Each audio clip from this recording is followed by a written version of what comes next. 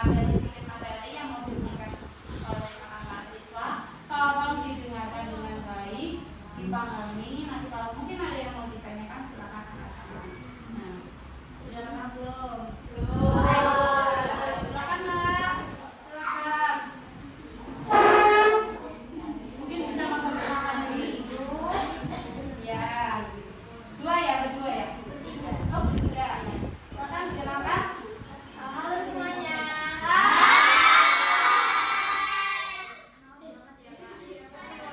Kita mahasiswa dari UPN. Kita di sini melakukan Pancasila, yaitu tentang mengedukasi adik-adik semua tentang manajemen sampah plastik.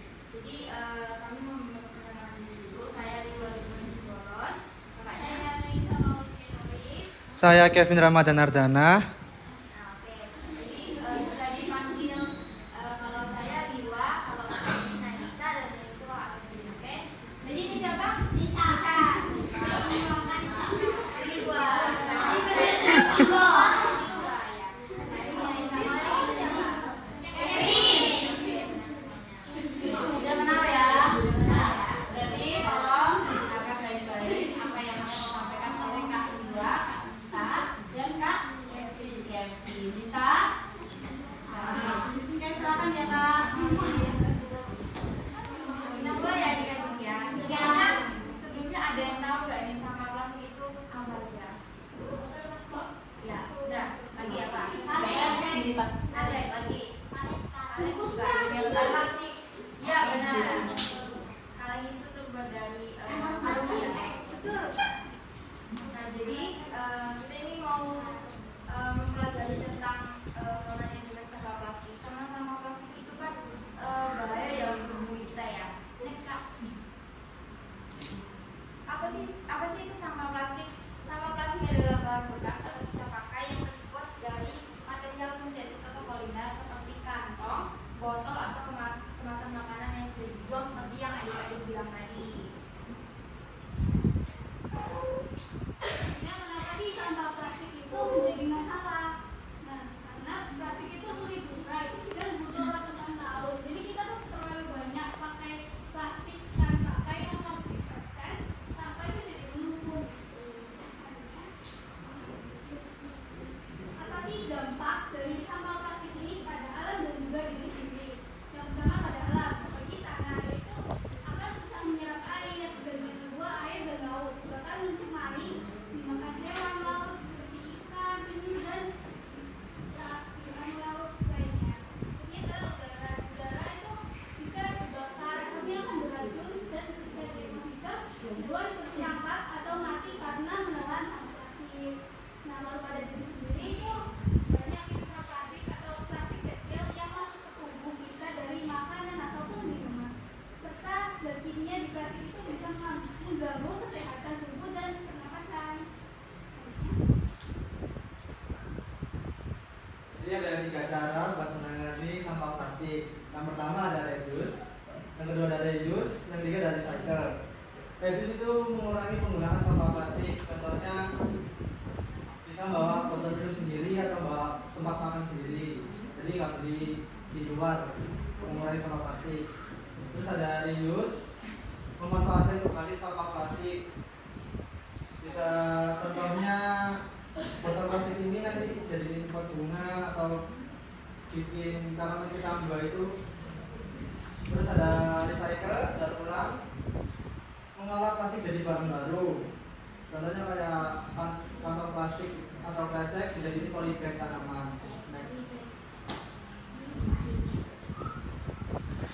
Aksi nyata yang bisa kita lakukan kalau individu, contohnya kayak tadi membawa botol minum sendiri, terus mengurangi sampah plastik atau kantong plastik, membawa tote bag sendiri untuk belanja, terus memilah sampah memisahkan kayak kertas sendiri, plastik sendiri, sama organik sendiri. Terus ada oleh institusi, yang pertama memilah sampah, yang kedua pelatihan daur ulang, yang ketiga membatasi sampah plastik.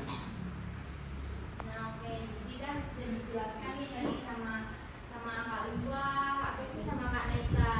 Jadi kamu tanya nih, siapa sih yang di sini yang bawa rambut sendiri? Tuh ada yang bawa tuh.